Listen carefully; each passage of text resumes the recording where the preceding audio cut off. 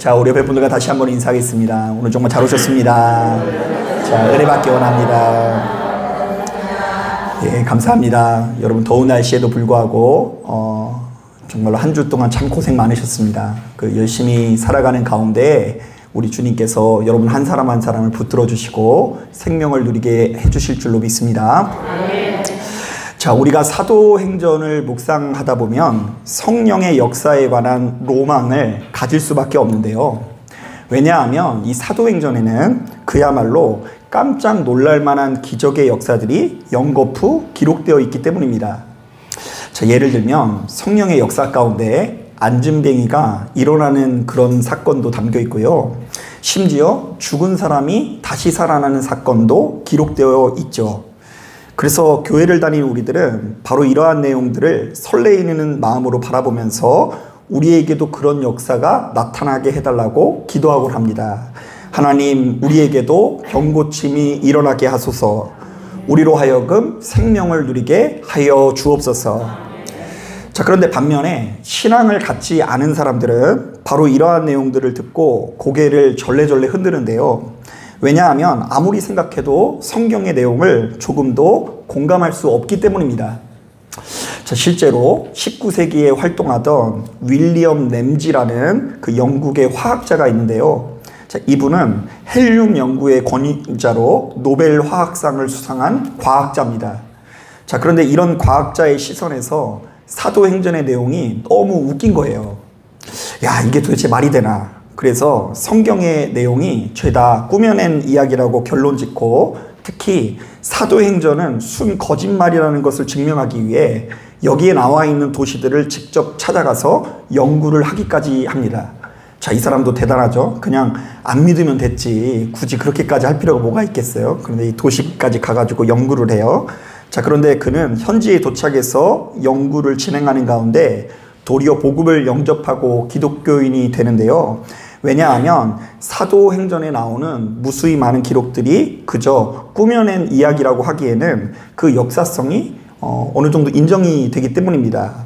자, 예를 들면 사도행전에 나오는 도시의 세세적인 묘사라든지 그곳을 통치하고 있는 권세자들에 대한 기록들이 실제 역사 사실과 많은 부분이 일치해서 이 윌리엄 램지라는 학자는 마침내 두 손 두 발을 들고 예수를 믿는 사람이 됩니다. 자, 그래서 기독교인들은 바로 이런 이야기를 들으면서 굉장히 통쾌해질 수 있는데요. 역시 성경은 참 진리이고 성경의 권위에 도전을 한 사람은 반드시 패배할 수밖에 없다면서 크게 좋아할 수 있죠.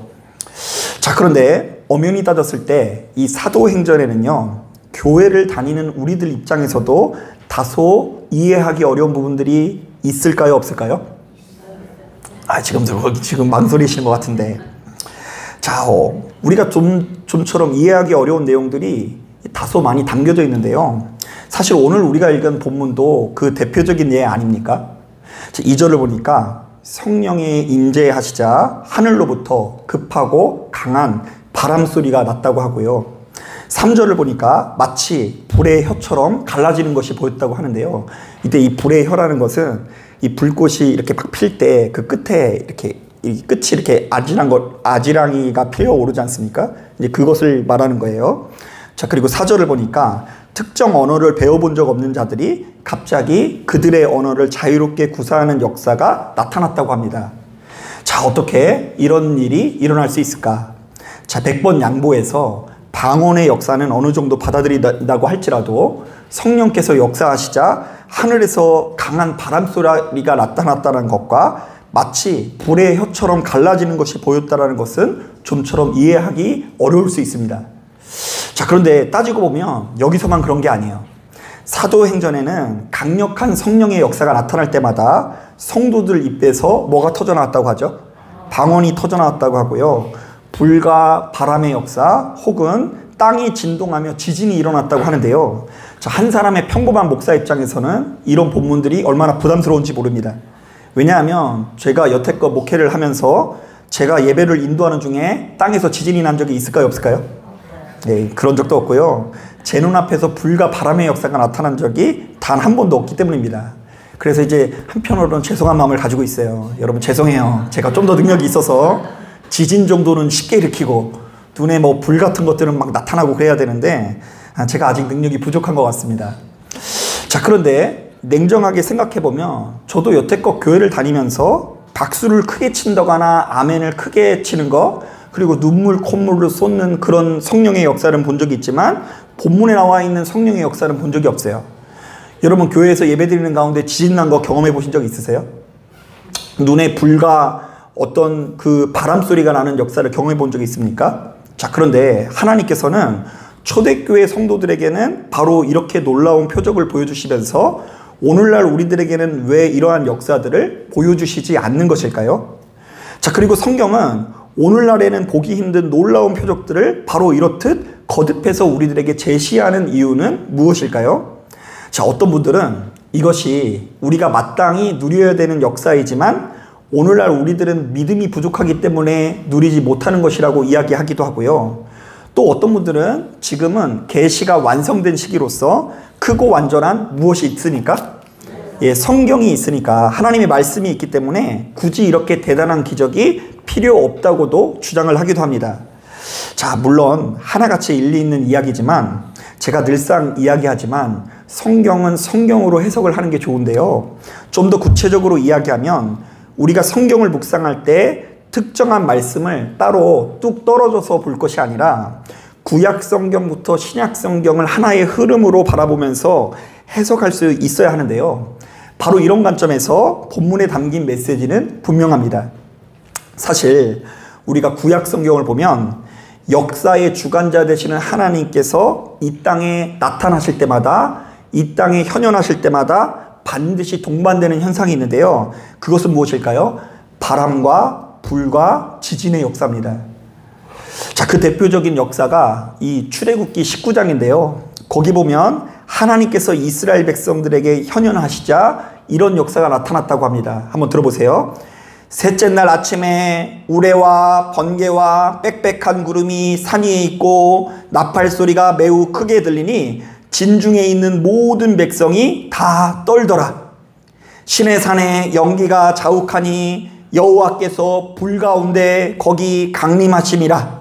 그 연기가 옹기가마 연기같이 떠오르고 온 산이 크게 진동하며 나팔 소리가 점점 커질 때에 모세가 말한즉 하나님이 음성으로 대답하시더라.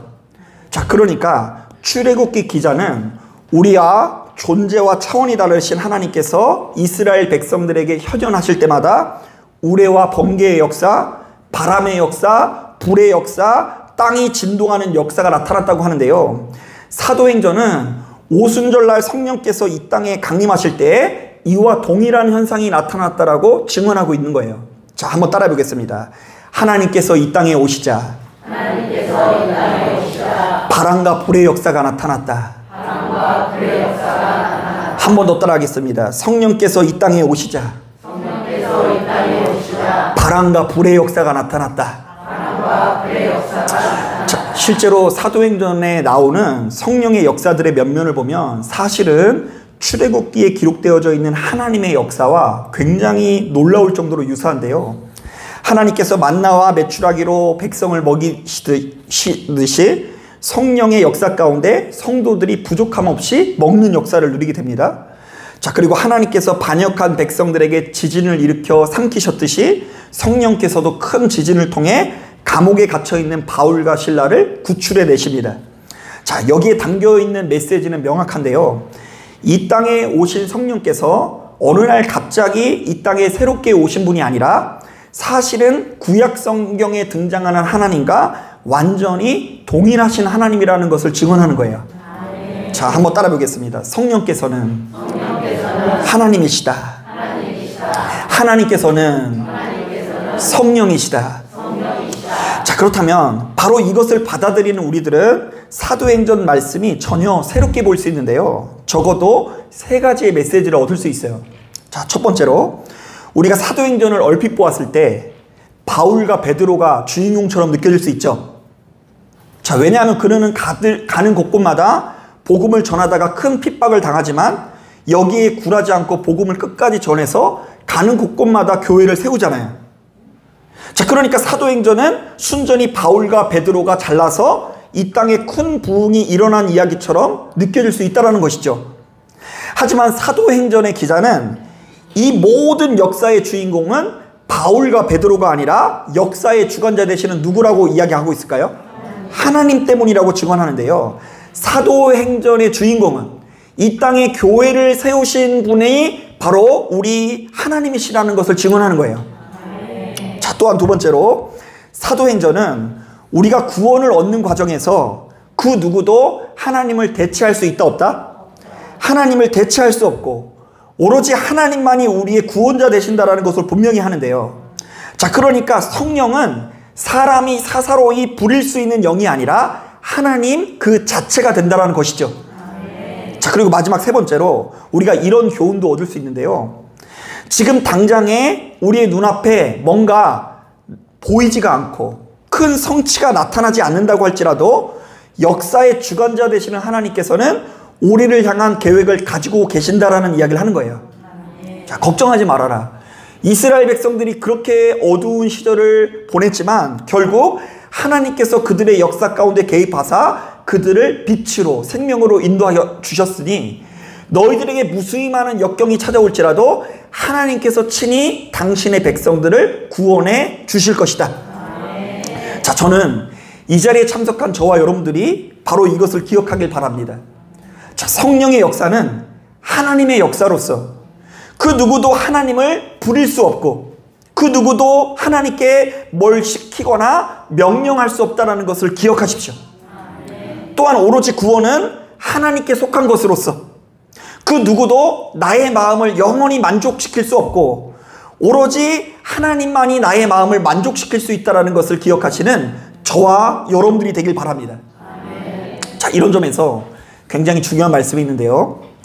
요한복음 5장을 보면 베데스다라는 작은 연못이 나옵니다.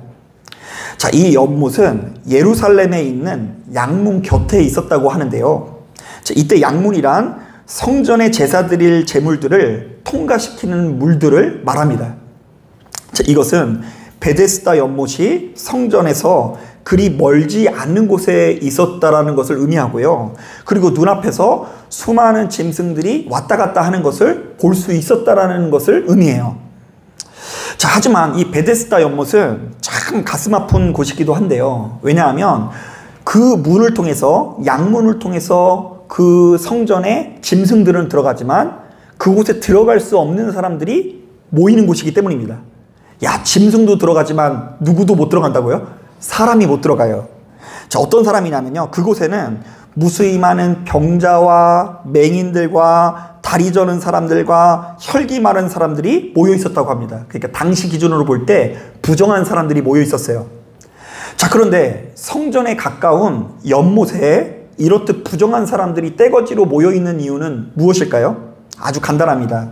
이곳에 모인 사람들이 한 가지 믿음을 가지고 있기 때문인데요. 자, 이들은 가끔씩 천사가 연못에 내려와서 연못 물을 움직인다라고 생각을 했는데요. 그 연못 물이 움직일 때에 제일 먼저 들어가는 사람이 고침을 받는다라고 생각을 한 거예요.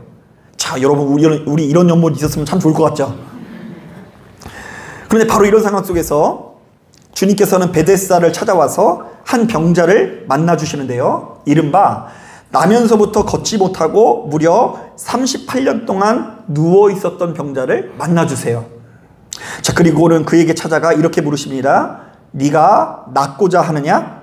자, 이게 무슨 말입니까? 지금 주님께서 고쳐주시겠다라는 이야기예요. 네가 고침을 받고 싶으면 주 예수를 붙들라는 이야기죠.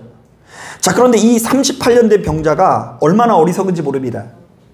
주님 고쳐주십시오 이렇게 한마디만 하면 되는데 질병을 고치는 예수님 앞에서 이상한 이야기를 합니다. 주여, 물이 움직일 때에 나를 연못에 넣어주는 사람이 없어 내가 가는 동안에 다른 사람이 먼저 가나이다.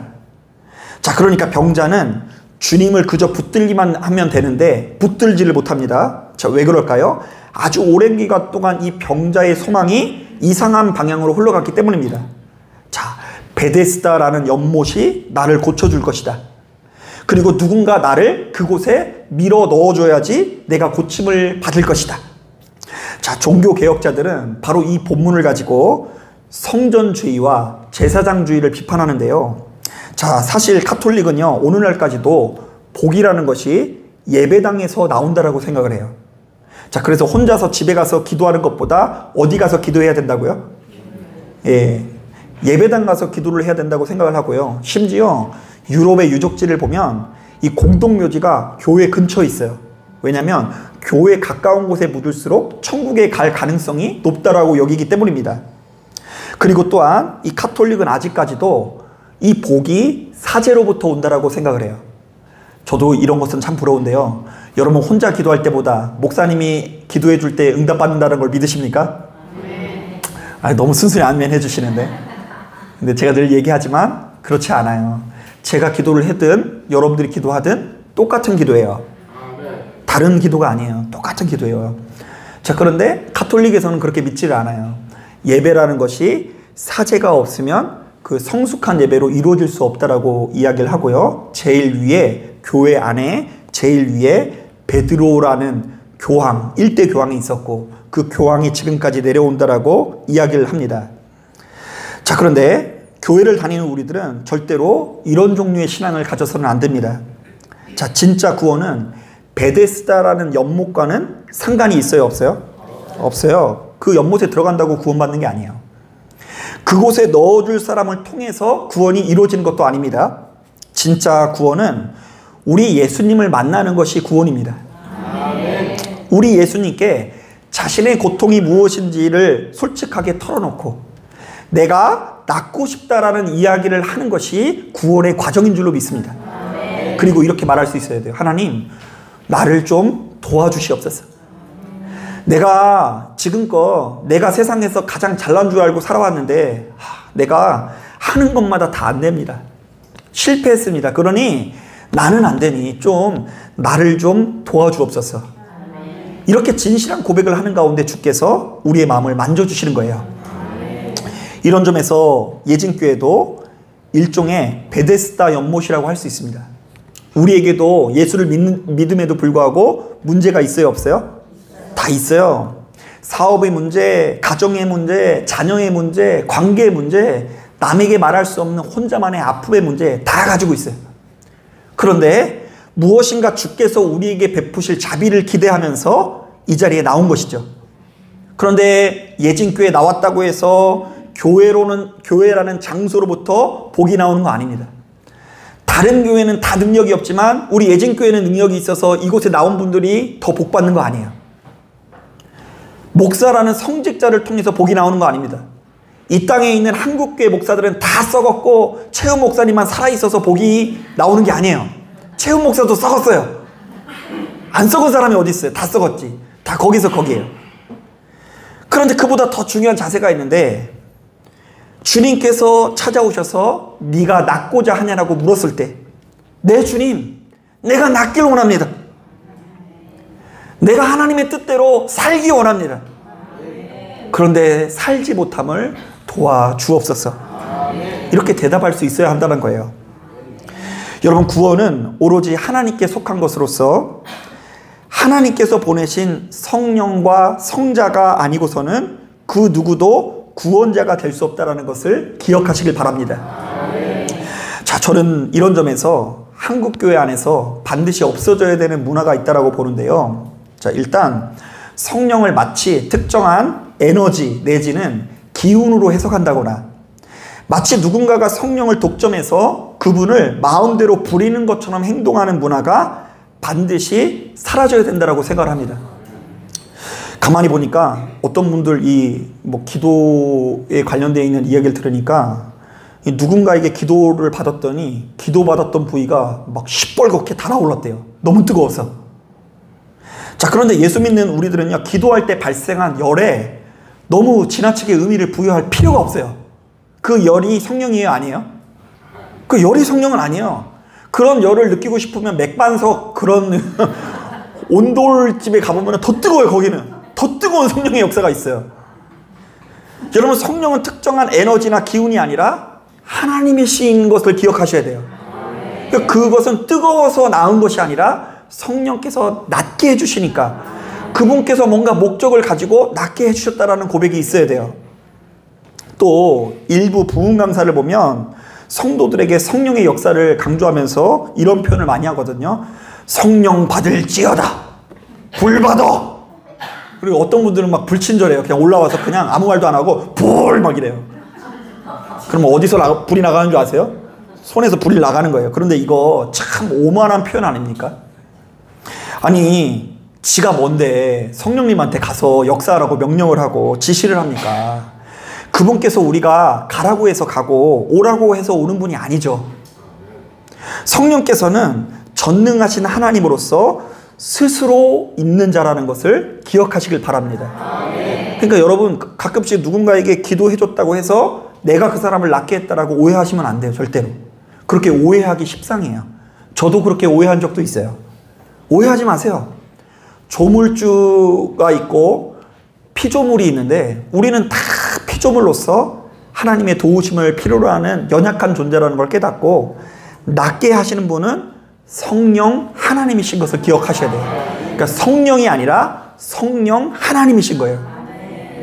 자, 저는 이런 이야기가 나오면 항상 생각나는 기억이 있습니다. 자, 제가 전도사 때 유행하던 사역이 있었는데요. 바로 성령의 바람 사역이었습니다. 자, 그 취지는 성도들로 하여금 강력한 성령 체험을 하게 하는 것인데요. 주로 이런 방식으로 진행합니다. 그 예배 드리고 있는 성도들을 다 일어나라고 해요. 그러면 모든 성도를 일으켜 세워놓고 기도를 시키다가 목사님께서 성도님들 한 사람 한 사람에게 안수하면 그야말로 한 사람씩 쓰러지는 역사가 일어나게 되는 거예요. 참 놀랍죠? 근데 당시 저는 전도사로서 교회에서 그런 집회를 하니까 어쩔 수 없이 그 집회를 참석했는데요. 자, 집회를 시작하시니까 이제 목사님께서 성령을 초대하시더라고요. 자, 성령의 바람이 불지어다. 그런데 여러분 맞춰보세요. 이 바람은 제 입에서 나는 바람일까요? 아니면 성령의 바람일까요? 성령의 바람이라고 해주세요. 그리고 이제 그 앞에 있는 성도들부터 한 사람씩 기도해 주는데 정말로 앞에서부터 한 명씩 차곡차곡 쓰러지는 거예요. 그래서 제가 너무 당황했어요. 야, 여기 쓰러지는 사람이 있구나. 그래서 첫째 줄 기도할 때 제가 맨 앞에 있다가 뒤 두 번째 줄로 가고, 그리고 두 번째 줄로 오셔가지고 제가 세 번째 줄로 가고, 그래도 맨 뒤로 가가지고 이제 누구만 남았어요?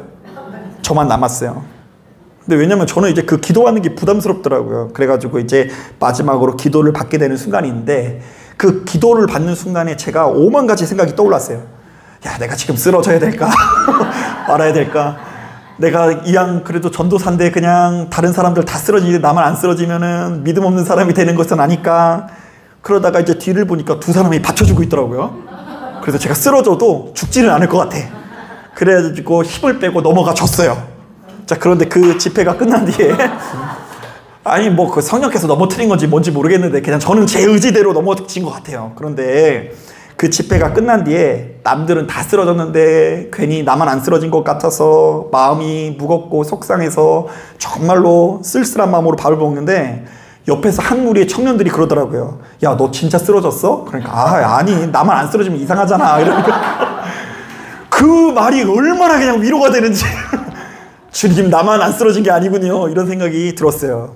자, 그런데 지금 와서 생각해보면 이런 생각이 듭니다. 한 개인이 자신의 목적대로 성령을 불러내서 누군가를 단체로 마음대로 쓰러뜨린다는 것이 정말 가능할까? 그런데 그런 역사가 실제로 일어난다고 한다면 그것은 성령의 역사일까? 아니면 장풍일까? 또한 사람이 기도받고 쓰러지면 구원을 받고 안 쓰러지면 구원받지 못하는 것도 아닌데 우리는 왜 그렇게 쓸데없는 사역을 하는 것일까? 여러분, 왕년에 방언을 받으면 다 구원받아요? 왕년에 병고침을 받았으면 다 막 이래 악하게 살지 않고 선하게 살 것 같아요? 자, 저는 그렇게 한두 가지 현상과 체험, 표적과 예언을 꼭 붙들어 매고 그것에 의미 부여하는 분들에게 이렇게 이야기를 해주고 싶어요. 성령의 역사는 하나님의 역사로서 그 누구도 하나님을 부릴 수 없고 그 누구도 하나님께 뭘 시키거나 명령할 수 없다는 것을 기억하십시오. 또한 구원은 오로지 하나님께 속한 것으로서 그 누구도 하나님을 대체할 수 없다는 것을 기억하십시오. 그리고 결정적으로 여러분, 그런 사람들이 있으면 이렇게 얘기해 주세요. 한번 따라해 보겠습니다. 예수 믿고 구원 받으십시오. 그러니까 쓸데없는 거 믿지 말고 누구 믿으라고요? 예수 믿으면 되는데 왜 예수 안 믿고 딴짓을 하는 거예요? 여러분, 사실 성경이 이렇게 두꺼운 것 같아도 여기에 담겨져 있는 메시지는 너무나 단순해요.